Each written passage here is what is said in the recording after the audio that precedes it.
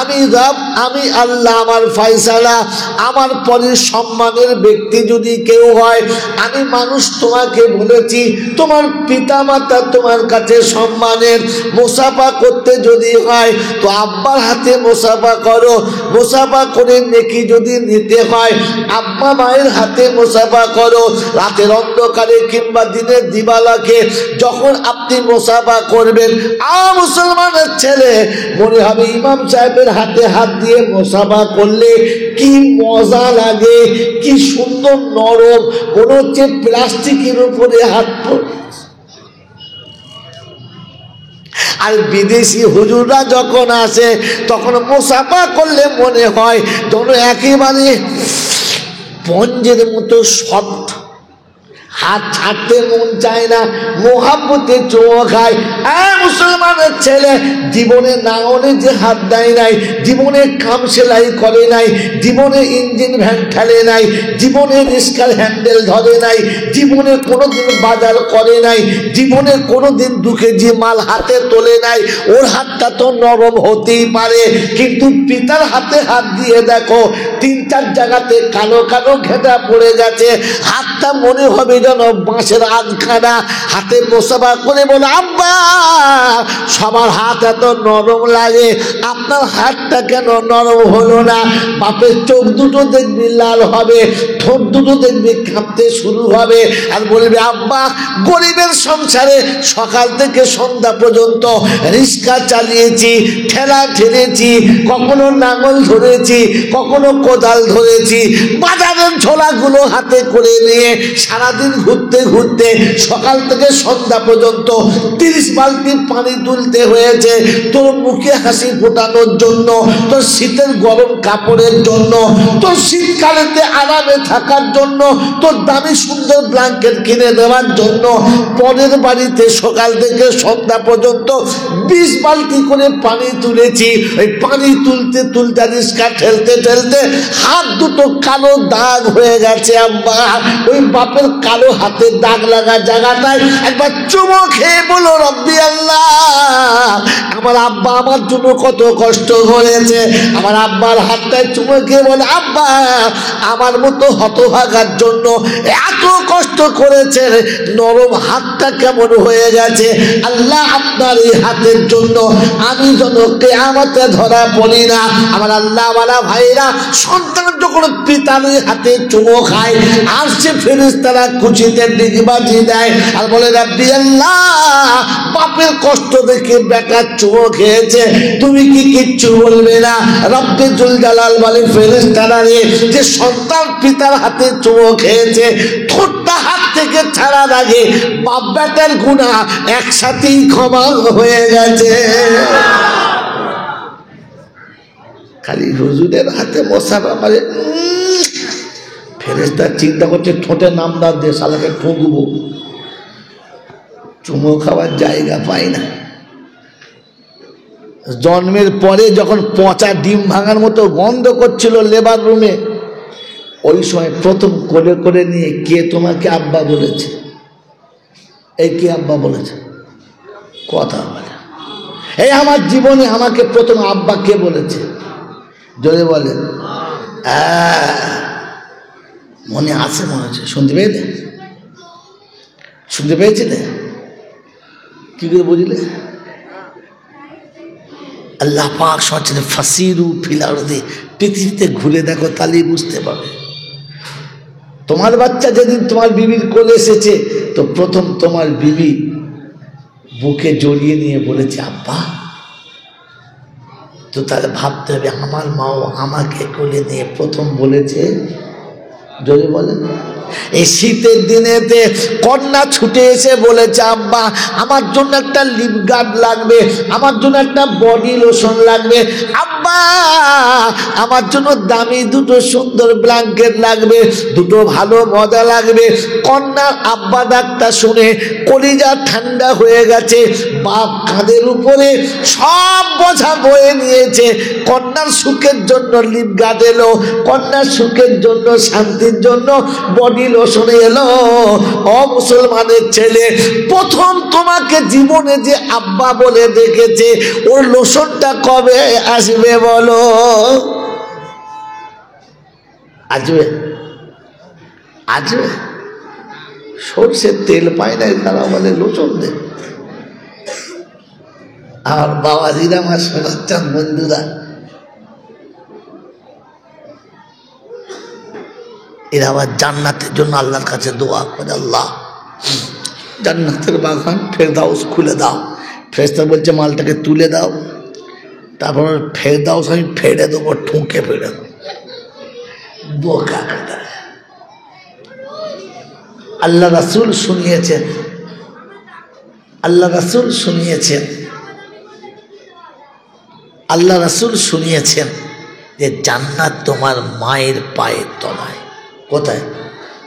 যদি বলে ওই রকম মা যখন সকালবেলা ভিক করে, বাবা দুটো পয়সা দাও না বাবা, আমি আপনি দেখি গরিব মানুষ হাত পেতেছেন, দে 5 টাকা দে, দিই না দিই না, ভেবে দিয়েছি কোথায় দিচ্ছি, এই 5 টাকা কোথায় দিয়েছি ভেবে দেখেছি? ভিখিরির হাতে, এতিমের হাতে। একবার ভাবি নাই যে এটা কারোর জান্নাত এখানে এসে দাঁড়িয়ে আছে? যে হাত দুটো পেতে দাঁড়িয়ে আছে, এই হাত দুটো পাতনেওয়ালির পায়ের তলায় তো কারোর জান্নাত। হ্যাঁ না বলেন না? হ্যাঁ বাবাজি, কখনো এরকম মনে করে দিয়েছি যে আমি কোনো জান্নাতের দরজায় 5 টাকা রেখে দিলাম? আপনার দান করাটা আজ পর্যন্ত চ্যালেঞ্জ রাখতো, কারণ আপনি তো সব ধান দায় করেন, দে 5 টাকা দে, ভিক্ষে দিয়েছে দে। হ্যাঁ, যার জান্নাত অপরের দুয়ারের কাছে দাঁড়িয়ে থাকে, যাদের জান্নাত রাস্তার উপরে ভিক করে, যাদের জান্নাত পরের বাড়িতে গিয়ে পড়ে থাকে, যাদের জান্নাত রাস্তার উপরে লাঞ্ছিত হয়, যাদের জান্নাত হওয়ার পরেও পৃথিবীর মানুষের কাছে লাঞ্ছিত অপমানিত হয়, ওরকম যুবক যারা বেঁচে আছে, ওদের বাঁচার থেকে মরে যাওয়া অনেক ভালো। বাবাজিরা, সোনার আল্লাহেরা, জ্ঞানী জনের সঠিক মানুষেরা, একটা কথা জিজ্ঞাসা করে দিই। আল্লাহ পাক শুনিয়েছেন, আমি মানুষকে জান্নাতে দেবো না। কি দেবে? কথা বলে দেবে না? দেবে। বোকা কথা কাজ। আল্লাহ শুনেছে আমি মানুষকে জান্নাতে দেবো, কারণ মানুষ কোনোদিন জাহান্নামে যাবে না, মানুষ কোনোদিন জাহান্নামে যাবে না। তবে জানোয়ার জান্নাতে যাওয়ার যোগ্য না।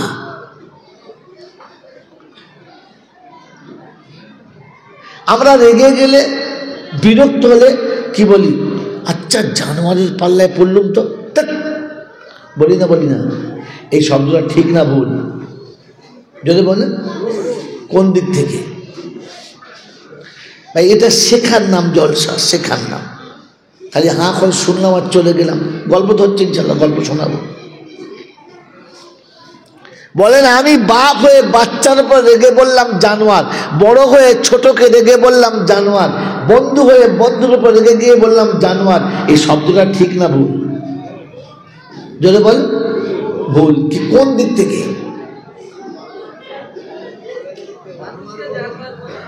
মানুষকে, তাই ভুল।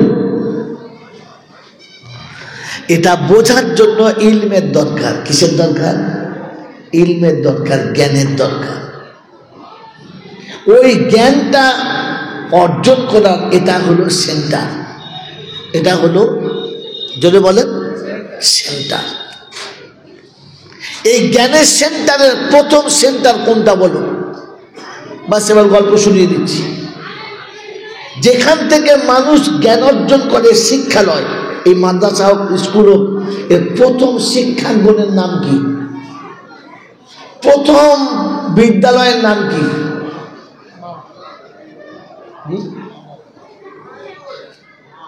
প্রথম বিদ্যালয়ের নাম কি? আর প্রথম শিক্ষাঙ্গন কোনটা? বলেন, তাড়াতাড়ি বলেন। আরে এত ছোট করে কেন ভাবো, বড় করে ভাবো না। প্রতিটি বাচ্চার প্রথম শিক্ষাঙ্গ হচ্ছে সেটা মা বাবা। আমি শিক্ষা প্রতিষ্ঠানের প্রথম প্রতিষ্ঠানের নাম কি? কিচ্ছু শোনেন না বাবাজি, শুধু খালি সূচের মাথায় সুতো পড়ান আর মনে মনে করেন আমরা খুব বুঝি। এক কলম বোঝেন না, কিন্তু মনের মাথায় চার দোকানে এমন ভাব নিয়ে বসে মনে হবে শালা সব বোঝে, এদিকে কিছুই বোঝে না। প্রথম মাদ্রাসার নাম কি?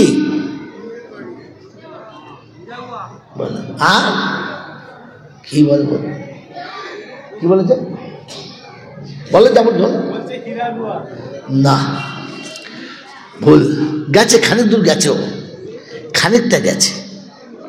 মেরে মহতম দোস্তর বুজুর্গ, পৃথিবীর যত কলেজ আছে একদিন বন্ধ হয়ে যাবে। শিক্ষার প্রথম স্টেশন কখনো বন্ধ হবে না। এবারে বলেন, পৃথিবীর যত শিক্ষালয় আছে সব শেষ হবে, কিন্তু ইলম শিক্ষার প্রথম শিক্ষালয় কখনো শেষ হবে না। জানেন না, ইলমে দ্বীন শিক্ষার প্রথম প্রতিষ্ঠান হলো আরশ। প্রথম টিচার হলেন আল্লাহ, আর প্রথম ছাত্র হলো আদম। ওয়াল্লামা আদামাল আসমাআ কুল্লাহা, শিক্ষা এখান থেকে চালু। কথা বুঝেছেন? আর পৃথিবীর জমিনের যত শিক্ষাঙ্গন আছে তার মেন সেন্টার হলো মসজিদে নববী। এই জন্য আমি অনেক সময়তে একসময় একটা চরম অশান্তির মাঝখানে পড়েছিলাম, আর সেদিন বলেছিলাম, অনেক আগের কথা। আর তারা শোনাচ্ছিল, তাদের কথা ছিল হেজবুল্লাহ রাই জান্নাতে যাবে, হেজবুল্লাহ রাই আল্লাহর দল, আর কেউ না। তারা জানতো আমরা হেজবুল্লাহ। আল্লাহ শোনেন, প্রথম শিক্ষা যেখানে শুরু হয়েছে ওটা হলো বাইতুল্লাহ, আল্লাহর ঘর। প্রথম টিচার তিনি হলেন মুহাম্মাদুর রাসূলুল্লাহ। মনে থাকবেন ইনশাআল্লাহ। প্রথম যে বই দিয়ে শিক্ষা শুরু, ওই বইটার নাম হলো কালামুল্লাহ। আর বাইতুল্লাহতে রাসূলুল্লাহর সামনে কালামুল্লাহ যারা শিখেছেন ওরাই হলো হিজবুল্লাহ।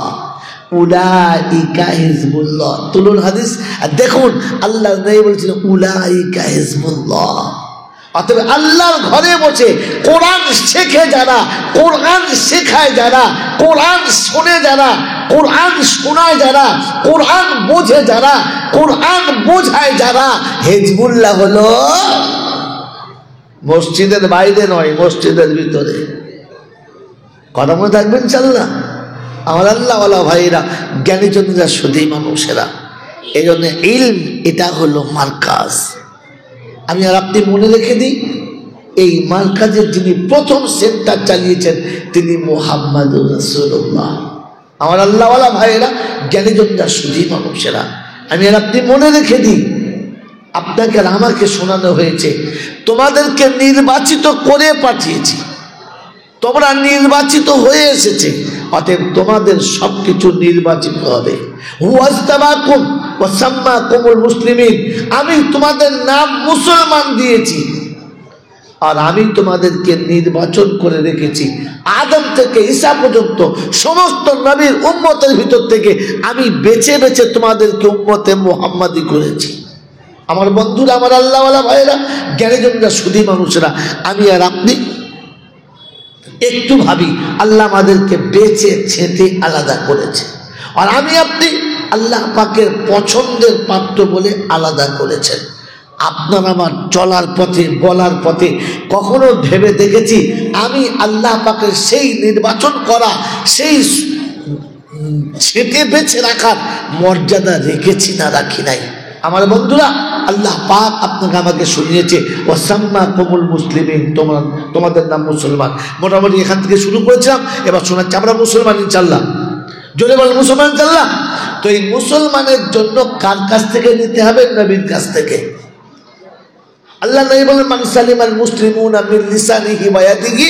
আমি রাসূল বলছি মুসলমানের নমুনা শোনো, মুসলমান আর এক মুসলমানের কাছে নিরাপত্তা পাবে, সে কখনো তাকে কষ্ট দেবে না, হাতে কিংবা মুখে কোনো মুসলমানকে কষ্ট দেবে না, তার নাম মুসলমান।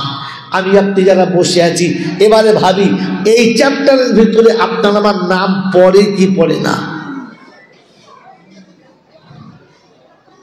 এটা রাসূল শুনিয়েছে, আমি না। আর আল্লাহ শোনাচ্ছে, রাসূল যেটা দেবে ওটাই আমার কথা, ওইটাই কারেক্ট। অতএব আমি মুসলমান বলে যতই দাবি করি, আমার মুসলমানিত্বের দাবির পরিচয় মানানোর জন্য তিনি শুনিয়ে দিয়েছেন এটা কি জি নবীন সাল্লাহ, নবীন সাল্লাহ।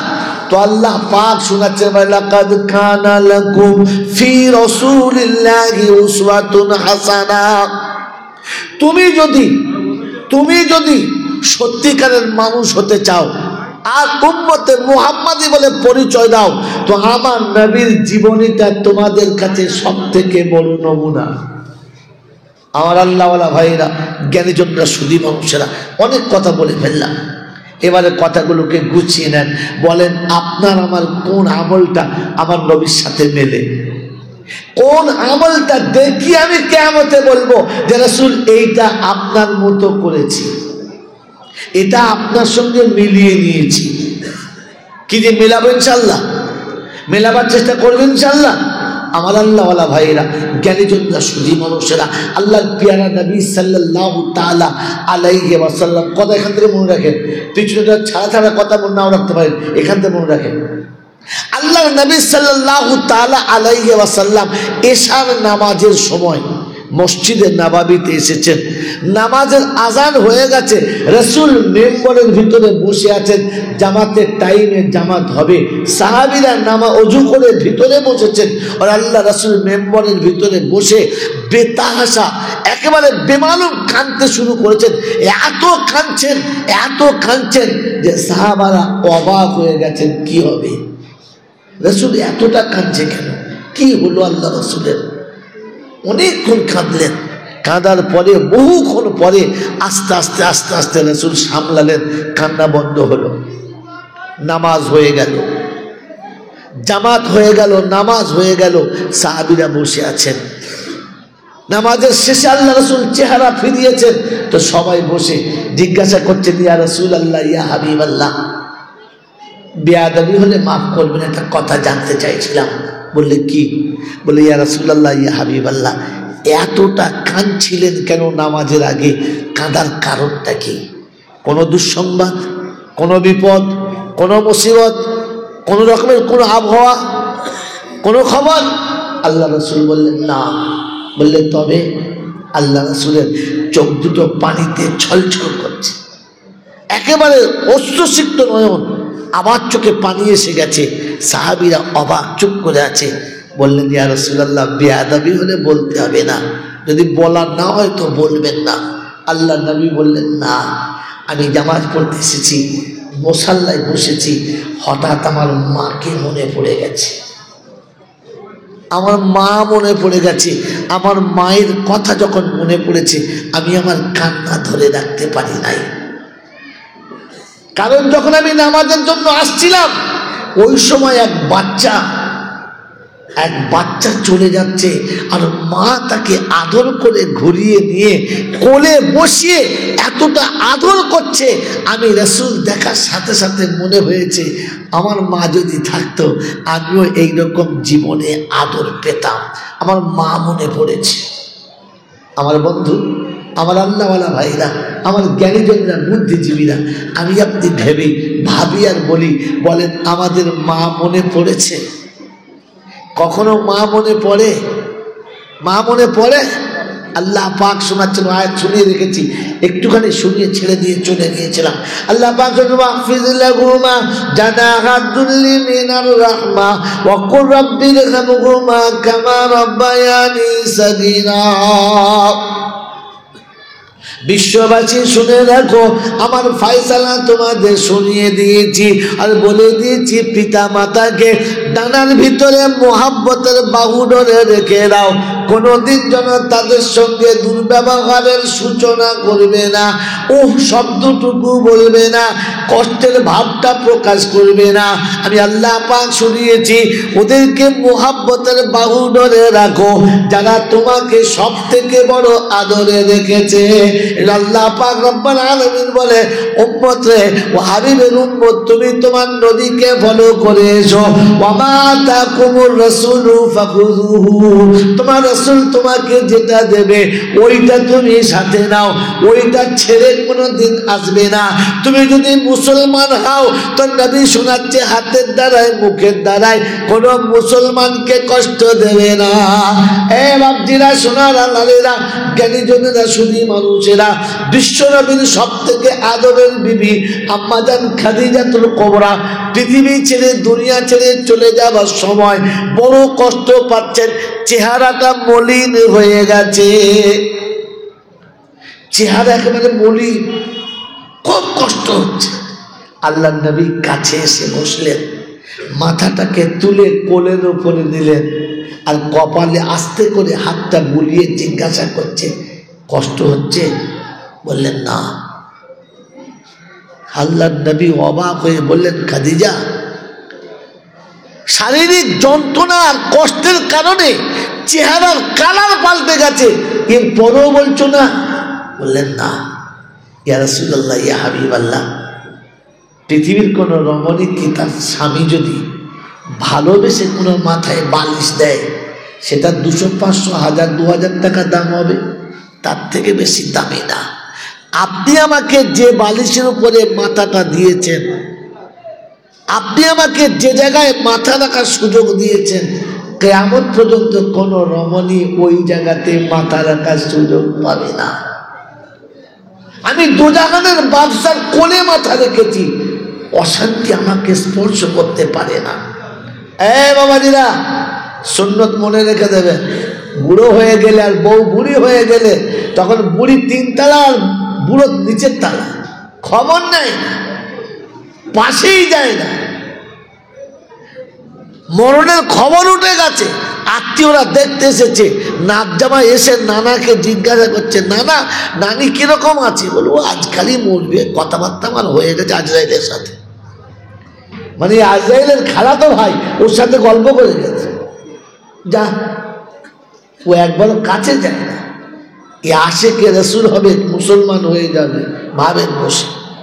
আল্লাহ নবী খাদিজাকে কোলে মাথা রেখে কপালে আরামে হাতটা বুলাচ্ছে আর জিজ্ঞাসা করছে, খাদিজা কিছু লাগবে, কিছু দেব? আম্মাজান খাদিজা বললেন, ইয়া রাসূলুল্লাহ, ইয়া হাবিবাল্লাহ, আমি 2টো জিনিস চাইবো, দেবেন? আল্লাহ রাসূল বলেন যে, জিন্দেগিতে কোনোদিন কিচ্ছু চাইলে না, এখন চাইছো, বলো। বললেন, ইয়া রাসূলুল্লাহ, ইয়া হাবিবাল্লাহ, আমি যখন দুনিয়া থেকে চলে যাব, আমার কাপড়ের কাপড় একটু দামি কাপড় দেবেন তো? আল্লাহ রাসূল বললেন, মক্কা মদিনায় যেটা সব থেকে দামি, সেই কাপড়ে তোমার আমি কাফন করে দেব। খাদিজাতুল কুবরা শোনাচ্ছেন, ইয়া রাসূলুল্লাহ, ইয়া হাবিবাল্লাহ, আমি মরে যাব, কাপড়ের কাপড়টা পচে যাবে, মাটি হয়ে যাবে, তো নষ্ট করে কি লাভ? তাই আমাকে কোনো দামি কাপড়ের কাপড় দিতে হবে না, আপনার গায়ের একটা জামা আমার গায়ে পরিয়ে দেবেন। এ হলো স্বামী স্ত্রীর ভালোবাসা, যে যাবার সময় যেন আমি আমার স্বামীর জামাটা পরে যেতে পারি। আল্লাহ রাসূল বললেন, বলো কোন জামাটা নেবে? যত জামা আছে সব দেখালেন, বললেন, না ইয়া রাসূলুল্লাহ, এই জামাগুলো না, এগুলো আমি আমার সন্তানের জন্য রেখে যাচ্ছি।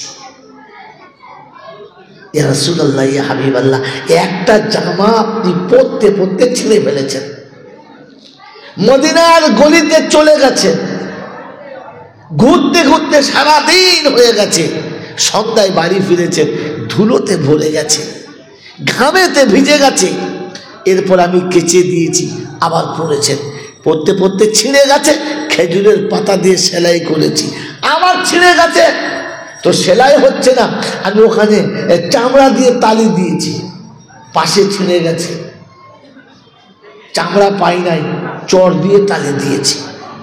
এমনি করতে করতে গোটা জামাটা ছিঁড়ে গেছে, আর পরার মতো কোনো রকমের ব্যবস্থা ছিল না। আপনি ওটাকে রিজেক্ট বলে, বাতিল বলে ছেড়ে দিয়েছেন। ইয়া রাসূলুল্লাহ, ইয়া হাবিবাল্লাহ, ওই জামাটা আমি কেচে ভাঁজ করে রেখে দিয়েছি, আপনাকে দেখিয়ে দিচ্ছি, আমি মরে গেলে ওই জামাটা আপনি আমাকে পরিয়ে দেবেন। আল্লাহর নবী বললেন, এটা বললেন, হ্যাঁ এটা আমার পছন্দ, ওই জামাটা। বললেন আর একটা? বললেন ইয়া রাসূলুল্লাহ, ইয়া হাবিবাল্লাহ, পৃথিবীর প্রত্যেকটি নারী যখন মারা যাবে তো তার স্বামী তাকে কবরে নামিয়ে দিয়ে চলে আসবে। কে নামাবে? কে নামাবে বলো?